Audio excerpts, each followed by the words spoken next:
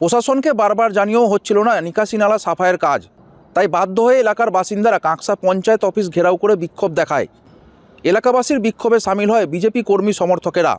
এদিন ঘটনাস্থলে উপস্থিত ছিলেন বর্ধমান সদরের বিজেপির জেলা সহসভাপতি রমন শর্মা এবং কাঁকসা পঞ্চায়েতের বিজেপির পঞ্চায়েত সদস্যরা। বিক্ষোভকারীদের অভিযোগ, পানাগড় বাজারে খাটাল এলাকায় দীর্ঘদিন ধরে নিকাশি নালা বেহাল অবস্থায় পড়ে রয়েছে। নিকাশি নালা সাফাই না হওয়ার কারণে নিকাশি নালার জল রাস্তায় জমে থাকছে এবং যার কারণে জলমগ্ন হয়ে থাকছে রাস্তা। সেই রাস্তার উপর দিয়ে যাতায়াত করতে হচ্ছে। পাশাপাশি বর্ষার সময় বা নিকাশি নালায় জল জমে গেলে সেই নিকাশি নালার জল গিয়ে জমছে ঘরের ভেতর। জলমগ্ন হয়ে থাকতে হয় তাদের।